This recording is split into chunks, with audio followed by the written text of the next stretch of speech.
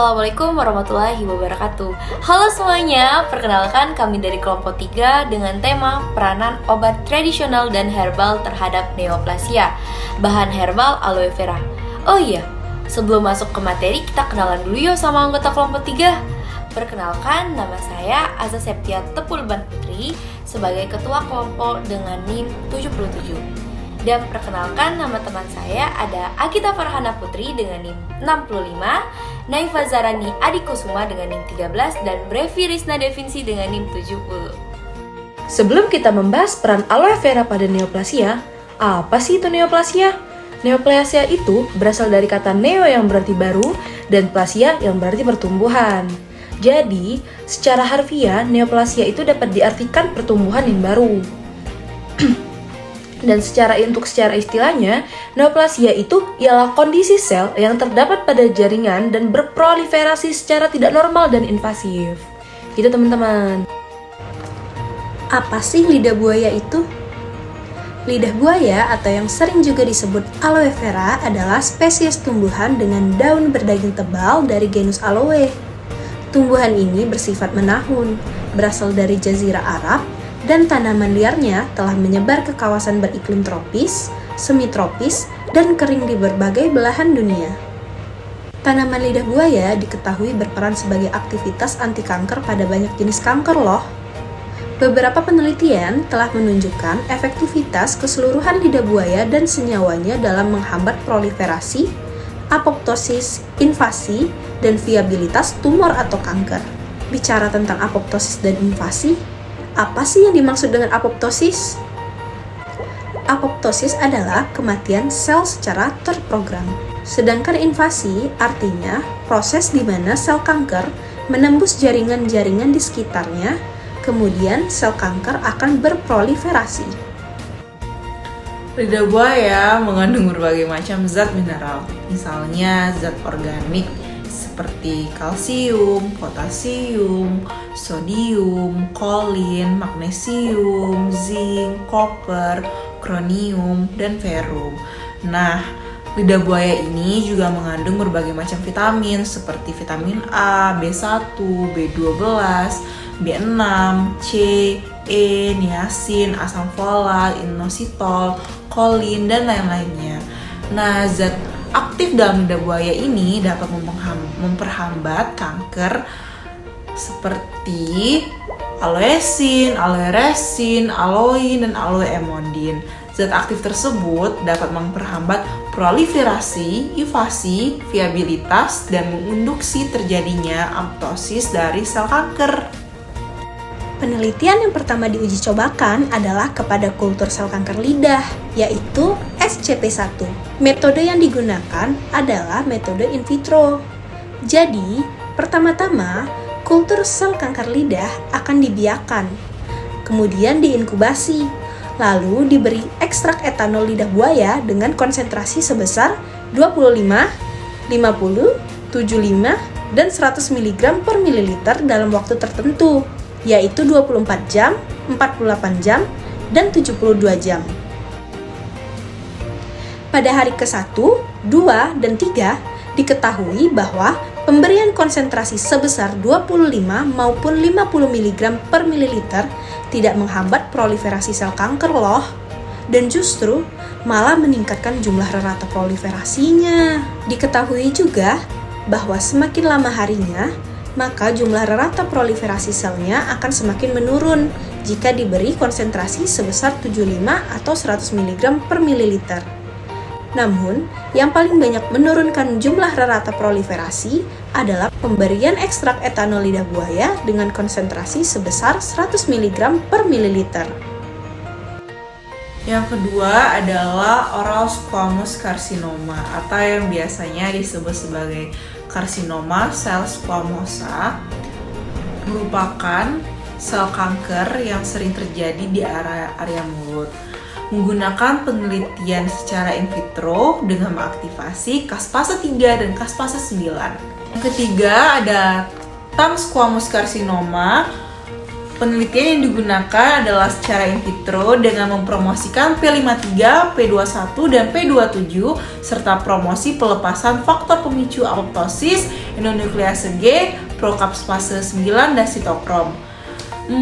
P3 merupakan protein yang berperan untuk menjaga sel dari mutasi genetik akibat kerusakan DNA. Mutasi P3 akan menyebabkan terhambatnya proses apoptosis pada sel kanker sehingga sel menjadi resisten terhadap radioterapi. Yang keempat ada oral mucosa carcinoma. Penelitian yang digunakan secara in vitro dan in vivo dengan reaktif oksigen spesies dihasilkan dan peningkatan regulasi caspase 3. Yang kelima adalah tongue cancer atau kanker lidah. Penelitian yang digunakan secara in vitro dengan menginduksi kerusakan DNA dan memperhambat DNA, memperbaiki ekspresi gen serta menghambat penggandaan sel. Aloin juga dapat menghambat proliferasi sel CAL27 pada oral squamous cell carcinoma cell atau OSCC. Nah, penelitiannya dilakukan dengan memberikan aloin dalam konsentrasi 100, 200, dan 400 mikrogram per mililiter. Pada grafik, jumlah koloni terlihat konsentrasi 100 mikrogram per mililiter aloin, jumlah koloninya lebih sedikit daripada kontrol negatif. Nah, jumlah koloninya menjadi semakin sedikit seiring bertambahnya konsentrasi.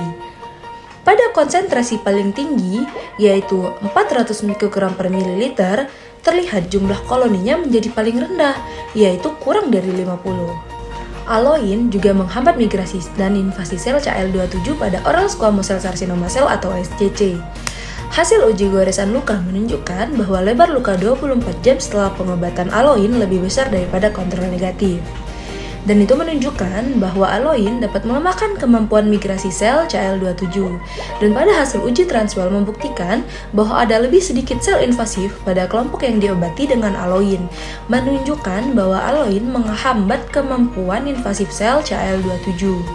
Demikian pula, efek penghambatan konsentrasi tinggi aloin lebih jelas. Hasil ini menunjukkan bahwa aloin dapat melemahkan migrasi dan invasi sel OSCC atau oral squamous cell carcinoma cell. Bisa terlihat dari grafik yang ada, terdapat penurunan jumlah koloni sel dan jumlah invasi sel seiring dengan bertambahnya konsentrasi. Hasil penelitian viabilitas sel, konsentrasi 10 mikromolar, presentase viabilitas sel lebih rendah daripada kontrol negatifnya. Presentase viabilitas sel menjadi semakin rendah seiring bertambahnya konsentrasi. Pada konsentrasi paling tinggi, 50 mikromolar, terlihat presentase viabilitas sel menjadi paling rendah. Pada konsentrasi paling rendah, 10 mikromolar, sudah mengurangi presentase viabilitas sel dibandingkan dengan kontrol negatifnya.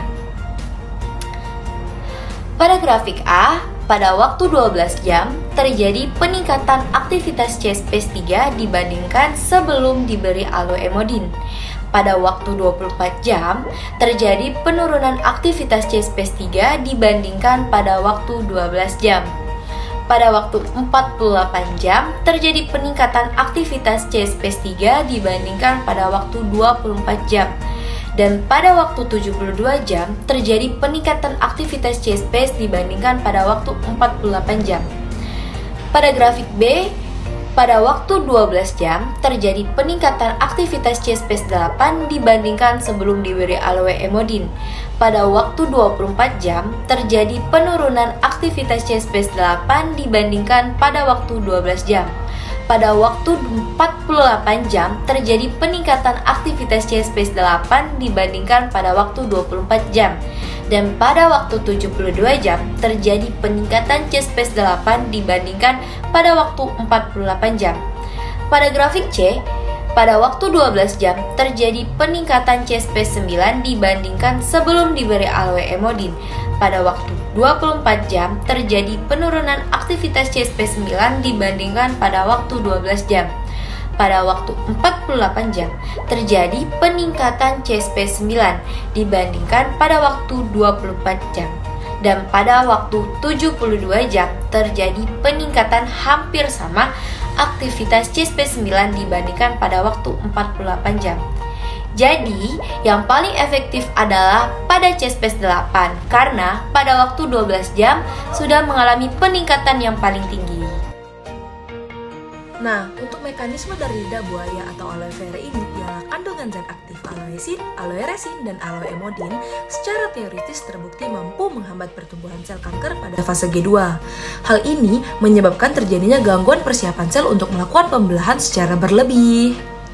Potensi dari lidah buaya. Berdasarkan penelitian, lidah buaya atau aloe vera ini berpotensi dijadikan sebagai obat anti kanker terbaru karena memiliki kemampuan dalam menghambat proliferasi, apoptosis, invasi, dan viabilitas sel tumor atau kanker, dan juga mampu menginduksi terjadinya apoptosis sel tumor atau kanker sehingga menghadang perbanyakan dan penyebaran sel tumor atau kanker.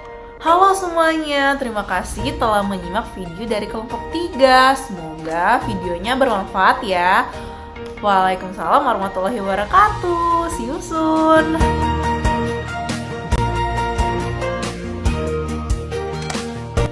Berikut adalah referensi dari kami.